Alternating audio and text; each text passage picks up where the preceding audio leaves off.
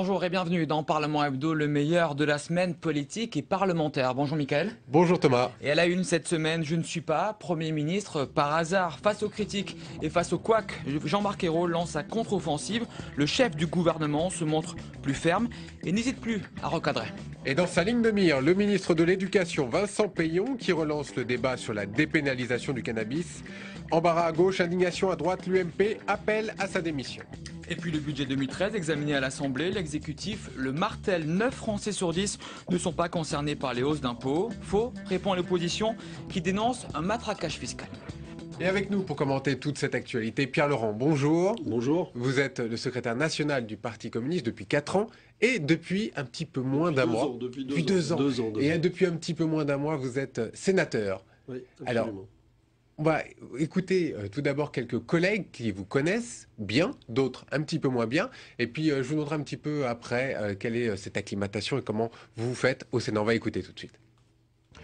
C'est un intellectuel, c'est un ancien journaliste, il a une très grande capacité d'analyse des situations, il est très fin sur les réflexions politiques. On le connaissait, il a une réputation tout à fait agréable, donc il a déjà fait preuve de pugnacité dans les tâches, les mandats qu'il a exercés jusque-là, et je suis sûr qu'il sera un contributeur actif au débat, et sûrement que ses propositions et suggestions seront utiles dans nos discussions. Je crois que chacun peut trouver sa place sans que Pierre Laurent prenne le dessus sur la présidente. Je ne crois pas que ça puisse vraiment véritablement exister. Chacun a sa place et son rôle, et ce sont deux choses complètement différentes. Pierre Laurent, vous avez entendu. Alors, c'est pas facile quand même quand on est responsable d'un parti, leader, patron. On arrive au Sénat, on doit se faire un petit peu petit. Comment ça se passe ?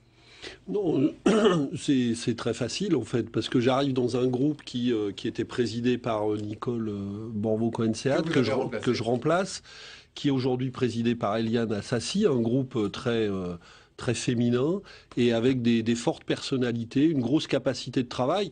Donc m'insérer dans ce travail collectif, en plus je suis quelqu'un qui aime bien le travail collectif, je ne suis pas un obsédé de la personnalisation de la vie politique.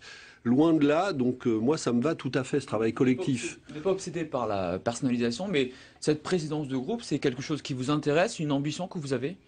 Non, pas du tout. Il était clair quand je suis arrivé au Sénat que je n'ambitionnais pas de présider le groupe auquel j'appartiens, le groupe communiste républicain et citoyen. Et donc on a désigné Eliane Assassi et ça s'est fait à l'unanimité du groupe. Tout le monde était favorable à ça, donc tout va bien. Et pour porter la parole, il faut quand même quelqu'un de charismatique. On ne dit pas qu'Eliane Assassi ne l'est pas, mais vous êtes le patron du Parti communiste.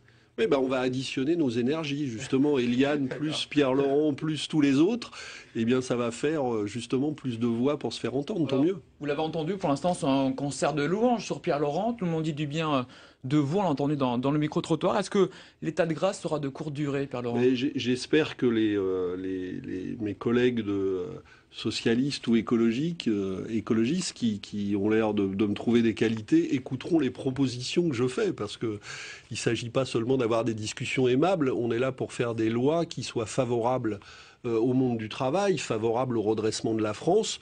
Donc j'ai des propositions. On a eu un débat un peu rude sur je suis arrivé à ce moment-là sur la ratification du traité budgétaire européen. J'attends que les autres partenaires de la majorité se mettent à écouter vraiment nos propositions. Allez, on va voir tout ce qui s'est passé cette semaine. Et évidemment, en ce début de semaine, le débat est marqué par l'affaire du cannabis.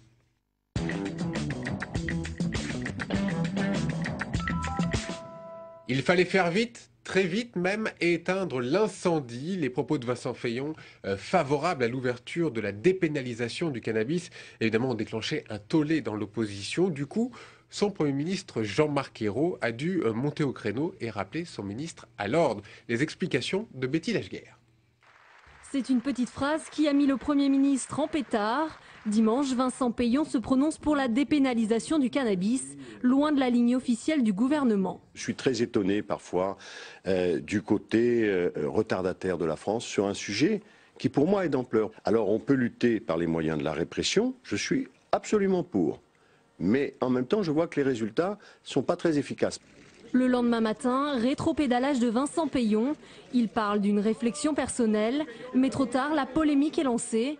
Au téléphone, Jean-Marc Ayrault recadre son ministre. Ruud Solferino, le porte-parole du PS, tente de mettre un terme au débat. Matignon a affirmé ce matin qu'il n'y aura pas de dépénalisation du cannabis. Donc ne comptez pas sur moi pour venir, en commentant à nouveau, réouvrir ce qui est désormais clos au plus haut niveau. Clore le dossier, impossible pour l'UMP qui appelle le ministre à la démission. Je considère qu'à partir du moment où le ministre de l'Éducation nationale peut, à titre personnel, comme il dit, penser pouvoir ouvrir un débat sur un sujet aussi grave, donne une idée de son irresponsabilité. Je demande donc solennellement à François Hollande que cette question soit immédiatement tranchée et qu'il en tire les conséquences à propos de la présence au gouvernement de M. Peillon. En France, la mesure est loin d'être populaire. Selon un récent sondage IFOP, 70% des Français se disent opposés à la dépénalisation du cannabis. Que dit le responsable du Parti communiste? Est-ce que Vincent Peillon a eu raison d'ouvrir ce débat, même s'il dit que c'est à titre personnel? D'abord, bon, je trouve la déclaration de Jean-François Copé qui demande la démission de Vincent Peillon totalement ridicule. Ce que je voudrais dire, d'abord je voudrais faire une remarque préalable, parce que personne ne l'a suffisamment souligné à mes yeux, c'est comment est né ce débat-là. En fait, il y a une affaire où on a révélé, on a mis au jour un réseau de blanchiment sur la drogue, de blanchiment d'argent. Vous avez raison, c'est une vieille histoire, c'est quelque chose qui revient depuis très longtemps. Au lieu de, justement, on avait l'occasion d'ouvrir un grand débat sur comment on lutte contre les réseaux de blanchiment, parce que ces réseaux de blanchiment mettent à nu le lien étroit qui existe entre les gros trafiquants et les milieux financiers. Et comme par hasard, on a aussitôt détourné le débat sur une autre question. Et la droite s'est engouffrée là-dedans pour provoquer, soi-disant, il y avait péril en la demeure parce qu'un ministre avait osé dire qu'il fallait peut-être se poser des questions.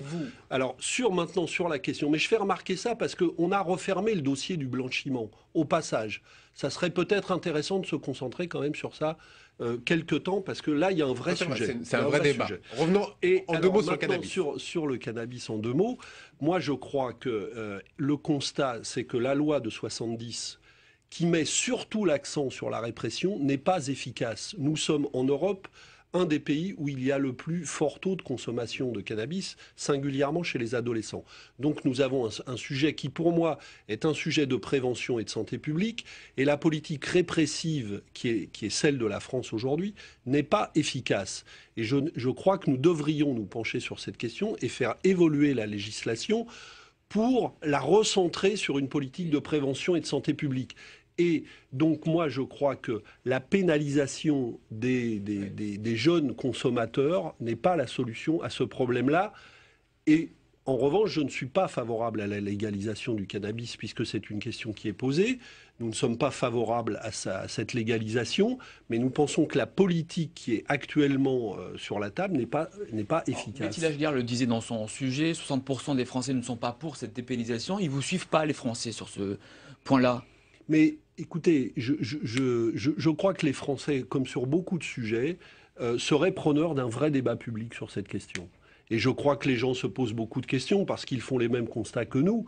C'est-à-dire qu'il y a un développement de la consommation du cannabis, singulièrement chez les jeunes. Ça pose des problèmes, il faut les traiter intelligemment. La politique répressive n'est pas très efficace pour faire ça, surtout qu'elle ne frappe pas au bon endroit. C'est ce que je viens de dire sur les réseaux de blanchiment. Donc il faut revoir tout ça. Et moi je crois que le pays est assez... Vous savez, un sondage c'est toujours un instantané. Si on ouvrait un débat, on verrait qu'il sortirait du débat public des idées plus intelligentes. Merci, alors on passe à un autre sujet. C'est l'objectif premier du gouvernement, limiter le déficit public à 3% du PIB. Une mesure jugée absurde par le président de l'Assemblée nationale, Claude Barthelone, veut assouplir ce critère en période de difficultés économiques. Il était l'invité dimanche dernier du grand jury RTL. On l'écoute. 3% dans une période de croissance et 3% à un moment où l'Europe est confrontée à ces difficultés économiques que nous connaissons, ce n'est pas la même chose. Et il faudra que M. Barroso, et j'espère que le Parlement européen, dans le cadre du semestre budgétaire, saura lui faire entendre ce message, se dise que c'est le moment d'avoir une autre politique pour l'Europe. Pierre Laurent, vous avez trouvé un allié de poids en personne de Claude Barthelone sur ce sujet? Écoutez, moi je fais effectivement un constat, et en l'occurrence je le partage avec ce que vient de dire Claude Barthelone, c'est que on ne peut pas prendre le problème du redressement de la France par le bout par lequel on prétend le prendre aujourd'hui. Il faut faire d'abord du redressement social et productif, et à cette condition-là, peut-être qu'on arrivera, et je crois que c'est souhaitable, à assainir les finances publiques. Mais prétendre qu'on va parvenir à remplir cet objectif en faisant de l'austérité budgétaire, et qu'à l'arrivée, alors qu'il n'y a pas de croissance, on aura une amélioration des comptes publics, on voit partout en Europe que ça va produire le contraire. Je veux bien prendre un exemple précis. Un exemple précis, puis non, je vous pose un une petite exemple question. précis, par exemple. Les régions, j'étais hier dans une entreprise qui fait des trains pour le ferroviaire, une entreprise industrielle. Eh bien, si les commandes des régions pour développer le transport de fret et le transport voyageurs dans les régions ne peuvent pas être mises en œuvre à cause de l'austérité dans laquelle on enfonce les collectivités locales, l'emploi industriel dans cette entreprise sera touché à moyen terme. Donc on voit bien qu'il y a un lien étroit entre soutenir l'investissement public et soutenir le développement de l'emploi industriel. Alors, en un mot, vous, le fin politique, vous dites que les 3% aujourd'hui, c'est inéluctable. On n'ira pas jusqu'à ces 3%. Mais non, mais on ne pourra pas... On ne tiendra pas l'objectif. Mais bien sûr qu'on ne tiendra pas l'objectif, puisque nous avons une croissance zéro officiellement depuis 3 trimestres. Nous sommes en stagnation économique. Le gouvernement le proclame partout, c'est ce que vous dites. Mais il le proclame, et non seulement il le proclame, et de surcroît, il a eu parfaitement tort de nous faire, nous ne l'avons pas fait, nous d'ailleurs, mais de faire ratifier par le Parlement le traité budgétaire qui nous oblige pas seulement à tenir cette politique l'année prochaine, mais qui nous oblige, le traité européen, à la tenir dans la durée. C'est une politique d'asphyxie au moment où, au contraire, il faudrait donner de l'oxygène à l'économie. On va passer au mardi. Le Premier ministre tape du poing sur la table.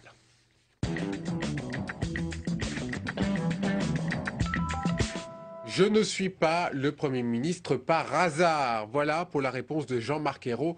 À la droite, visiblement touché par les critiques qui pleuvent, le Premier ministre a contre-attaqué lors des séances de questions d'actu à l'Assemblée nationale, pour le moins mouvementé. Récit Johan Rollard.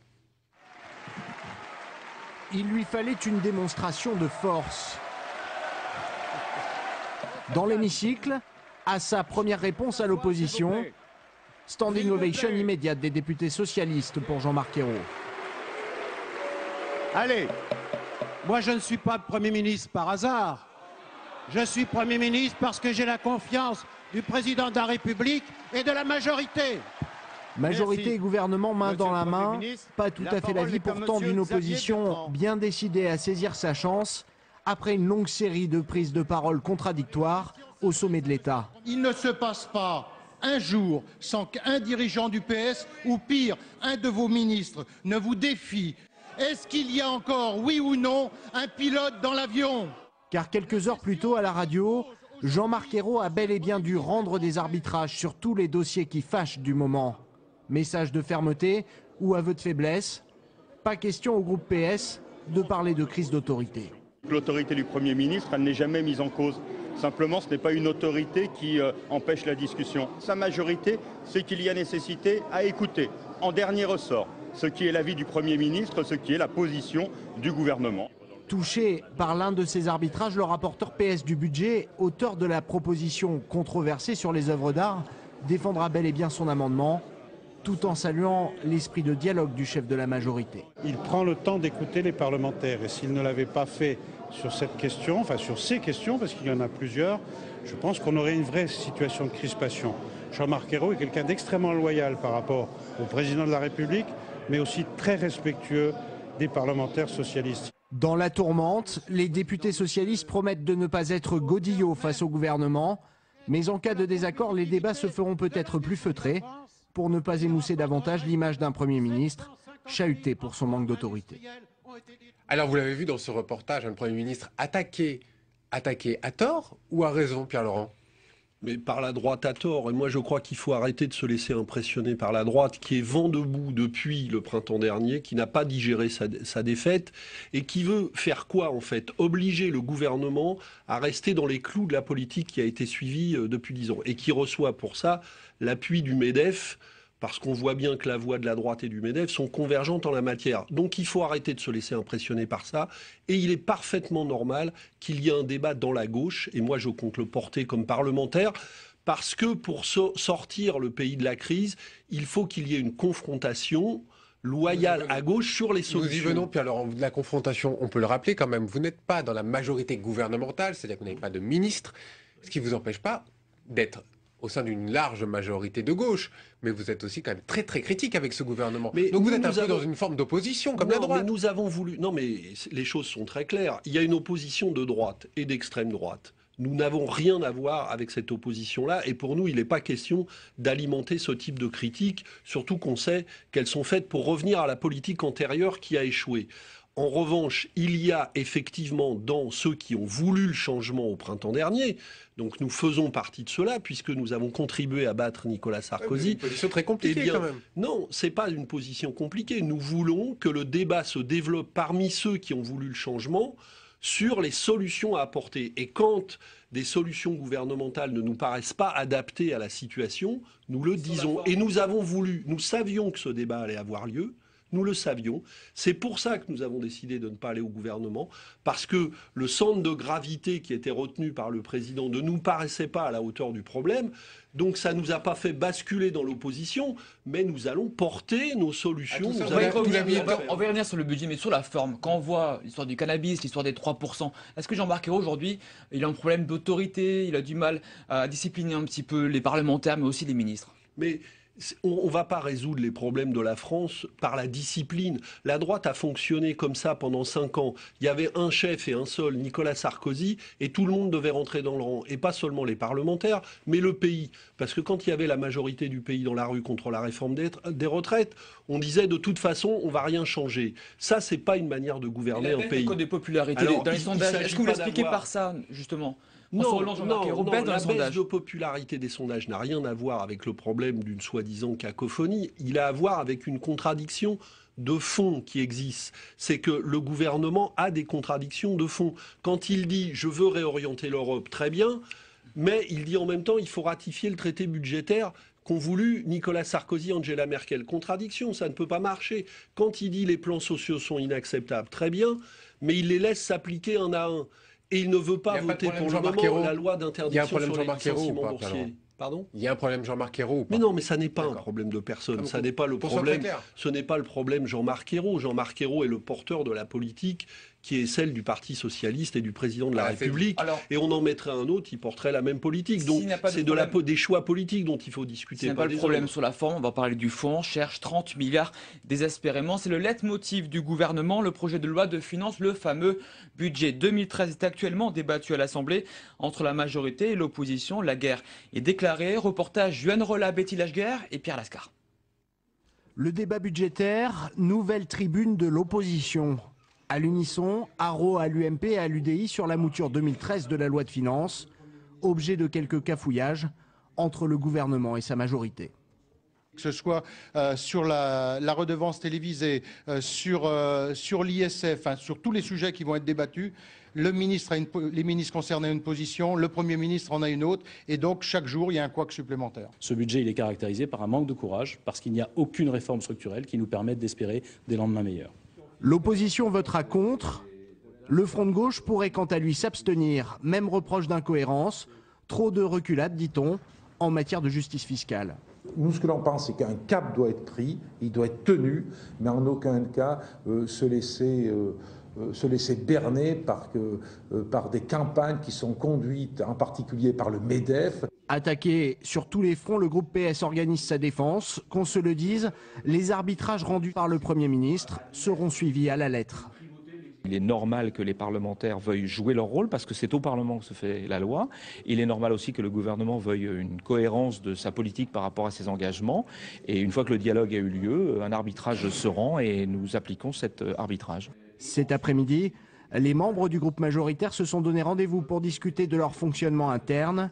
Une réunion de crise pour trouver la meilleure façon d'épauler un gouvernement malmené dans les derniers sondages. Après l'Assemblée, ce texte va être examiné au Sénat. Pierre Laurent, après tout ce que vous avez dit depuis le début de l'émission, vous ne pouvez sûrement pas voter pour ce texte. Est-ce que vous allez voter contre le budget 2013 ? En l'état, nous ne pouvons pas voter pour, non. Et nous allons nous battre. Nous allons nous battre dans le débat parlementaire en faisant des propositions alternatives et nous déciderons de notre vote en fonction de ce qui sera retenu ou non de nos propositions. Donc, nous voulons nous engager effectivement dans une bataille dans le pays et dans une bataille parlementaire pour réorienter le budget. Parce que d'un côté, on a des mesures de justice sociale un peu nouvelles et nous sommes favorables à ces mesures, même si elles nous paraissent insuffisantes parce que la grande réforme fiscale qu'on nous avait annoncée, la grande réforme de justice fiscale n'est pas au rendez-vous, mais il y a des mesures fiscales. Mais le problème, c'est qu'elles sont gâchées parce que au lieu d'être mises au service, ces recettes un peu nouvelles, au service d'une politique d'investissement public, elles ne servent qu'à rembourser de la dette et on accompagne des politiques d'austérité. Donc on va gâcher ces possibilités. S'il reste en l'état le budget, vous votez contre aujourd'hui? On discutera ou s'abstenir ou voter contre en fonction du résultat. Mais le résultat est connu, ils ne vont pas garder grand-chose de vos amendements, si? Bah, écoutez, ça c'est vous qui le dites. Nous, quand on entre dans un débat, quand les Verts proposent, écoutez, le Front de gauche propose, en ce moment les socialistes ne retiennent pas grand-chose. Quand le parlementaire socialiste que vous interrogiez dans le reportage dit c'est au Parlement que se fait la loi, et ben moi je partage ça. C'est au Parlement que se fait la loi. Et ce qui vaut, les parlementaires socialistes veulent faire entendre leur opinion, bah nous aussi. Figurez-vous. Et au Sénat, il y a une majorité dans laquelle nous comptons. Notre groupe est nécessaire à la majorité, donc nous allons faire des propositions qu'on mette. Quelle est la proposition phare, si vous deviez n'en retenir qu'une, qui pourrait être acceptée par la gauche et qui vous permettrait de voter ce texte? Mais par exemple, il faut créer une tranche d'impôt supplémentaire. Je rappelle que... Elle est créée à 45% pour le revenu supérieur à 150 000 euros. Au-dessus de 150 000 euros de revenus. On pourrait, je rappelle que les sénateurs communistes et les sénateurs socialistes ont voté il y a un an à l'automne, quand le Sénat a basculé à gauche, un projet de finances rectificative. Et les socialistes avaient voté avec nous. Dans ce projet, il y a une proposition de tranche sur l'impôt à 50% pour les revenus supérieurs à 380 000 euros. Eh bien, nous allons reproposer cette tranche-là. Et puisque les socialistes l'ont voté à un an, il faudra qu'ils nous expliquent pourquoi c'est pas possible de le voter aujourd'hui. Et nous avons, sur ce point-là, mais sur d'autres sujets, beaucoup de propositions. Mardi, toujours, le ministre de l'Intérieur devant les sénateurs pour un portrait de la menace terroriste, une menace venant de plus en plus de l'intérieur. Le projet de loi qu'il a présenté permettra de poursuivre les Français qui commettent des actes de terrorisme à l'étranger ou qui partent s'entraîner au djihad. Toutes les explications, et d'abord on va écouter Manuel Valls. Ces individus, véritables ennemis de l'intérieur, reprennent une menace diffuse qui demande donc un travail de surveillance, lourd et méticuleux. La France a déjà été frappée dans sa chair par le terrorisme. Elle connaît l'enjeu et le prix de la lutte qu'il implique. Mais la France n'abdiquera jamais face aux menaces. Notre pays est confronté à un terrorisme en constante mutation. Pierre Laurent, pourquoi est-ce que les communistes n'ont pas voté ce texte alors qu'il paraît presque consensuel et presque normal? Parce que nous disposons aujourd'hui, surtout qu'il y a déjà beaucoup de lois de ce type qui ont été votées, nous disposons aujourd'hui d'un arsenal suffisant pour mener la lutte dont parle Manuel Valls. Et que maintenant, à force d'en rajouter, on a le risque d'une mise en cause d'un certain nombre de libertés publiques. Donc ça ne nous paraît pas nécessaire. Par exemple, le suivi très précis des individus en question, on sait très bien, on l'a vu dans l'affaire Mera, que ce sont des gens qui sont connus des services des polices, qui ont même été parfois entendus, qui sont repérés. Donc ce travail-là, nous avons les outils aujourd'hui pour mener ce travail nécessaire et de vigilance contre des actes terroristes. Donc cette loi est inutile et il s'agit là encore... Oui, et il s'agit là encore, et même dangereuse d'un certain point de vue, parce que on continue dans une veine qui a été développée sous la droite, en l'occurrence, et qui vise en fait à faire croire qu'en se donnant ces outils de mise sous surveillance des libertés publiques supplémentaires, c'est comme ça qu'on va lutter contre le terrorisme, alors qu'en vérité, on commence à prendre des risques de plus en plus importants avec ces libertés. On passe au mercredi. L'assassinat de l'avocat d'Ivan Colonna relance le débat sur la sécurité en Corse.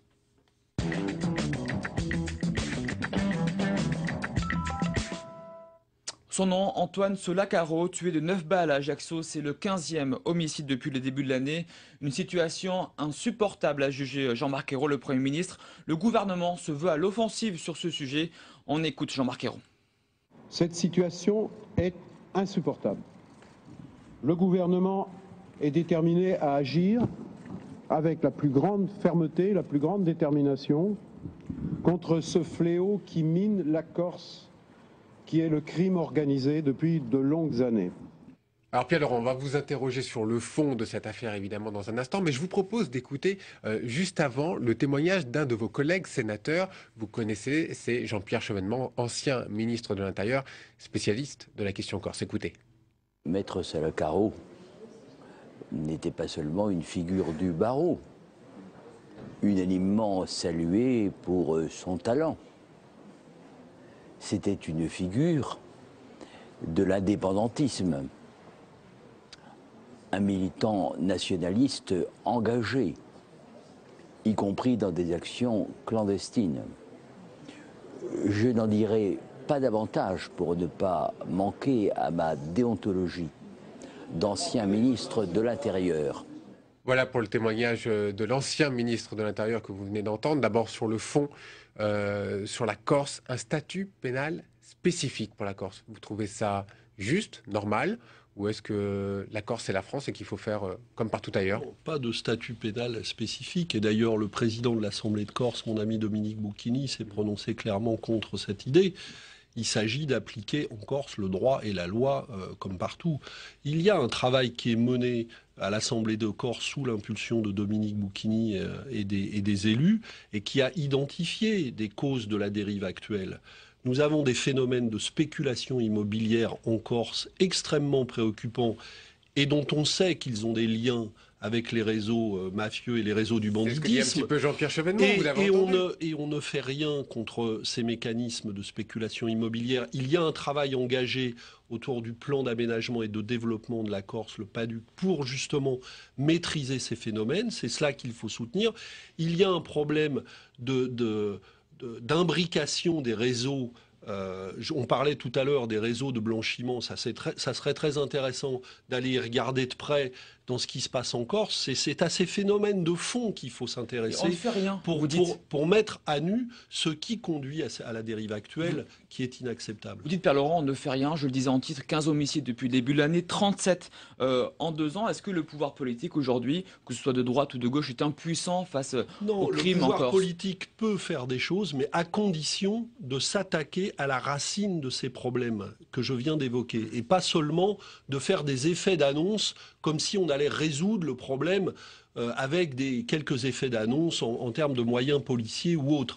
Il faut mettre des moyens, mais des moyens qui soient attachés à ces problèmes de fond-là. La spéculation immobilière dans l'île, la présence de réseaux, de réseaux mafieux et de réseaux de blanchiment qui travaillent et qui s'infiltrent de plus en plus dans l'île et qui entraînent une dérive violente absolument préoccupante. Mercredi, en Conseil des ministres, le gouvernement a présenté un projet de loi sur la Banque publique d'investissement.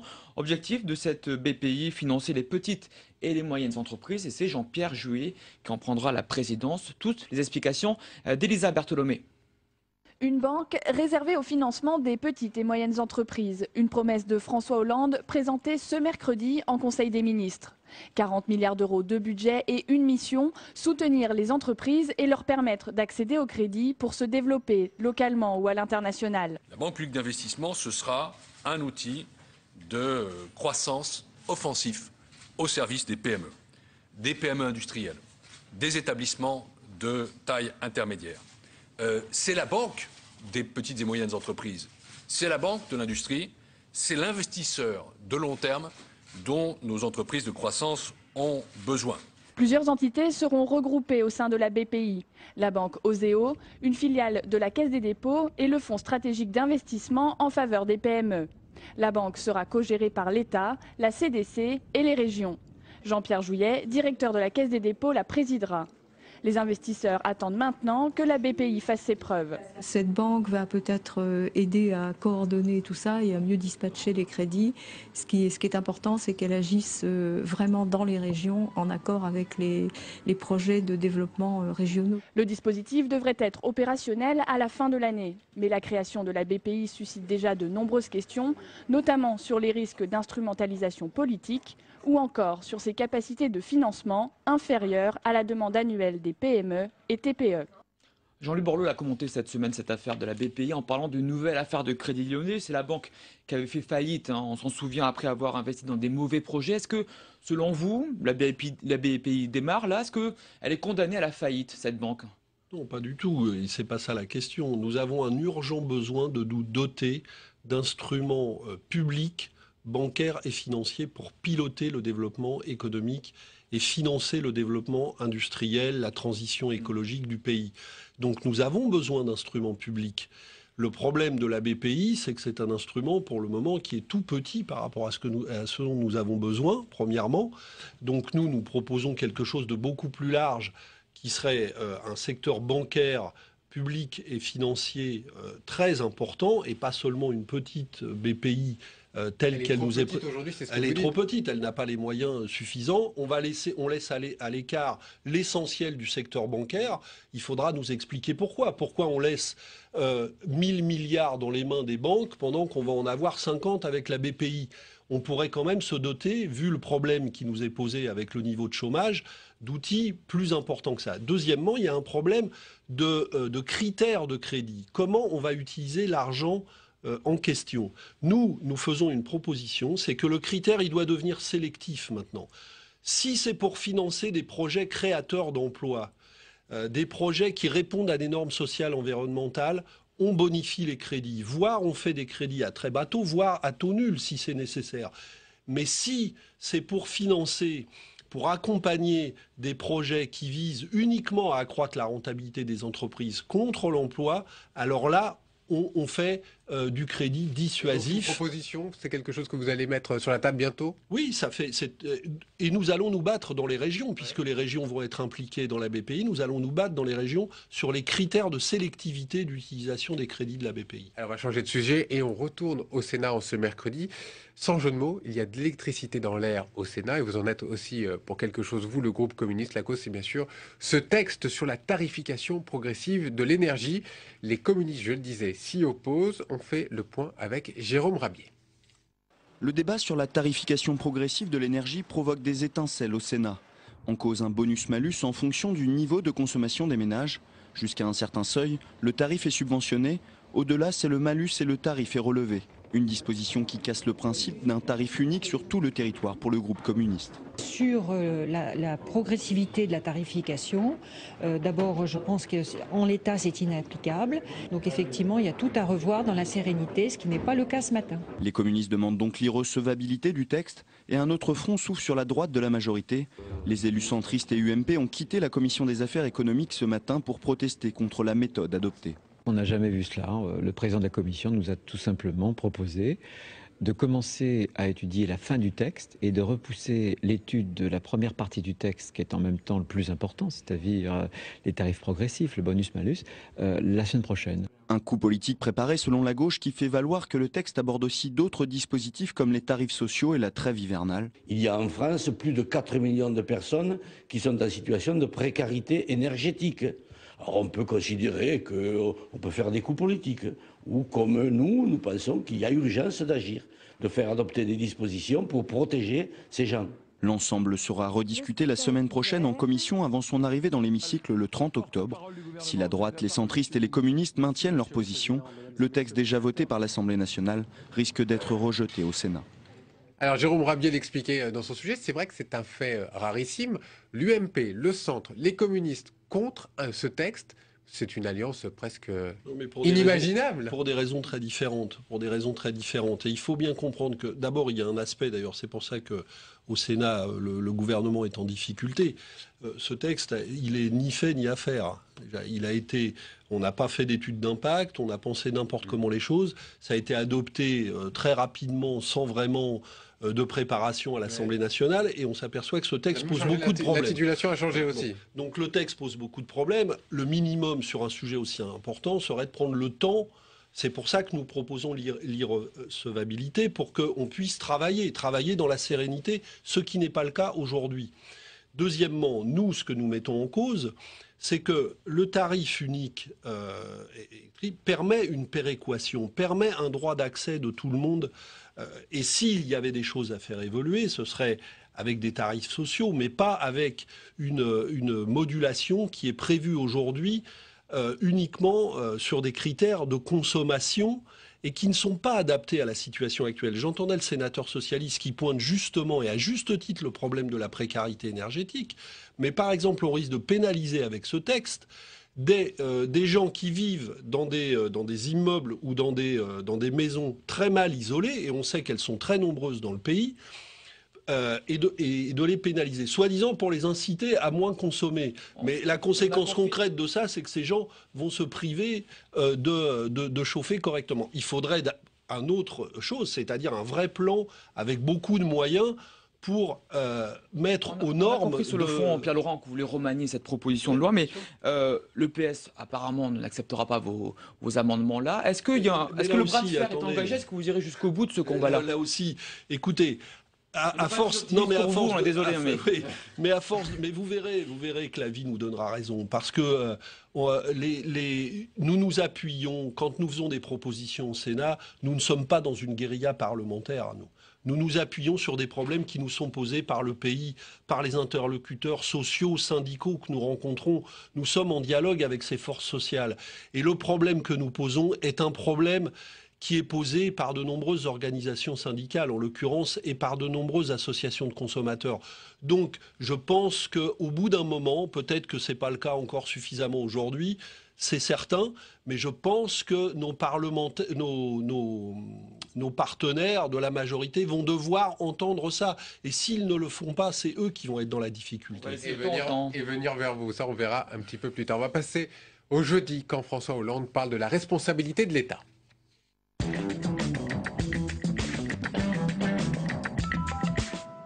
Le 17 octobre 1961, des Algériens qui manifestaient à Paris étaient tués lors d'une répression sanglante et lors d'une manifestation. La République reconnaît avec lucidité les faits. Les mots sont précis, sont ceux de François Hollande. Les réactions à cette annonce avec Marie Brémaud. Quelques lignes pour reconnaître un drame, celui du 17 octobre 1961. Journée meurtrière à Paris, une manifestation pacifique d'Algériens est réprimée dans le sang avec l'aval du préfet de police de l'époque, Maurice Papon. Le bilan est lourd, des centaines de morts selon certains historiens. 51 ans après, je crois qu'il était temps que le président de la République intervienne aussi fortement, aussi symboliquement, aussi franchement aussi pour cette reconnaissance très forte du chef de l'État pour dire les fautes de la France. Un communiqué d'Élysée pour reconnaître les fautes de la France, mais certains veulent aller plus loin dans la reconnaissance. Les sénateurs communistes souhaitent qu'une journée soit consacrée aux victimes de ce mardi noir. Il faut que ce soit une journée de souvenir. C'est pas forcément pour culpabiliser ou être passéiste, c'est juste que voilà, ça fait partie de la mémoire de notre histoire. Mais les réactions politiques ne sont pas unanimes. À droite, on dénonce la repentance outrancière. Moi j'en ai assez que tous les 15 jours, la France se découvre une nouvelle responsabilité, mette en avant sa culpabilité permanente. On est déjà dans un pays qui est en dépression nerveuse quasi permanente. On n'a pas besoin de ça. Au-delà de la vérité historique, il y a un contexte actuel. François Hollande doit se rendre en Algérie en décembre prochain, ce que n'a pas manqué de souligner la presse algérienne, qui y voit un signe fort ou un petit geste avant une visite compliquée. À l'Élysée, visiblement, on prépare le terrain. Alors le Sénat étudiera une proposition de résolution qui émane de votre groupe. Ce sera mardi prochain. La parole de François Hollande, est-ce qu'elle est allée assez loin ? C'est un geste extrêmement important et nous l'apprécions comme tel. Nous nous battons depuis des années pour la reconnaissance officielle du crime du 17 octobre 61, parce que je rappelle quand même qu'il y a eu ce soir-là dans Paris 11 000 arrestations. Les historiens s'accordent aujourd'hui sur le fait qu'il y a eu au moins 200 morts, des Algériens jetés dans la Seine, retrouvés dans des forêts aux limites de Paris. Donc un drame horrible qui n'a jamais été reconnu et dont, on le sait bien, l'artisan était le pouvoir de l'époque. Oui, François Hollande est allé assez loin. Je crois qu'il faut encore aller un peu plus loin, et je le dirai dans l'intervention que je ferai au Sénat mardi. Il faut notamment, une chose très importante, déclassifier les archives. Il faut rendre accessibles les archives de la police, singulièrement de l'époque, pour qu'on y voit clair sur les responsabilités de ce drame. Cela mardi, Puisque ce drame a été reconnu, il faut que son caractère de crime d'État soit établi, et l'ouverture des archives peut y contribuer. Vous avez entendu François Fillon. Est-ce que, au final, c'est aux politiques de s'occuper de l'histoire ? Non, mais il ne s'agit pas de s'occuper de l'histoire. Là, il s'agit de la responsabilité de l'État. Ce crime a été ordonné à l'époque au plus haut niveau et conduit par le préfet de police de Paris, qui n'était pas n'importe qui, puisque c'était Maurice Papon.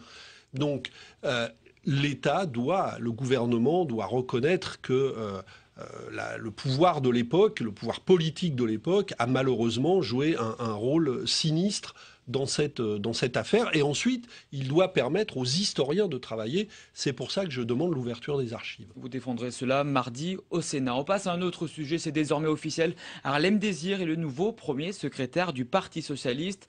Les militants l'ont désigné avec 72,5% des voix, très loin du plébiscite attendu pour le candidat officiel de l'Élysée, de Matignon ou encore de la rue de Solferino. Et la révélation, c'est une autre personne, c'est Emmanuel Morel avec 27,5% des votes. C'est lui, et lui, il incarne l'aile gauche du parti. Il a su tirer son épingle du jeu durant ce scrutin. Est-ce que vous avez plus de points communs, Pierre Laurent, avec Emmanuel Morel qu'avec Harlem Désir ? Oui, je crois qu'au plan des positions politiques, j'ai plus de points communs avec Emmanuel Morel, que je connais par ailleurs. Il est vice-président de la région Île-de-France. Et c'est vrai qu'il y a des points, notamment de critique du pacte budgétaire ou sur d'autres questions où nous nous retrouvons. Je pense que ce vote est intéressant dans la mesure où il montre qu'il y a effectivement au sein même du Parti socialiste un débat sur les orientations gouvernementales actuelles. Et quant à Harlem Désir, je lui dis bon courage, il y a du boulot parce qu'il faut un sacré coup de braquet à gauche du Parti socialiste. Et s'il peut le conduire, je lui souhaite du courage. En tout cas, nous, on va l'aider à ramener le PS vraiment dans les rails de la gauche. J'en compte sur vous. Je voudrais quand même terminer cette émission pour vous montrer avec cette image, image du Parisien Magazine, celle de Arnaud Montebourg en marinière, sur fond bleu et rouge, prenant le Made in France. Qu'est-ce que vous en pensez de cette image Écoutez, je ne sais pas comment on en est arrivé à cette image, mais j'ai envie de dire que peut-être que depuis, avec ce qui s'est passé cet été et ce qui se passe tous les jours, il faut arrêter avec les coups de com' et les coups de pub. Ce qu'attendent les salariés du pays, c'est maintenant des mesures législatives fortes. C'est une action politique de l'État pour relancer une politique industrielle dynamique.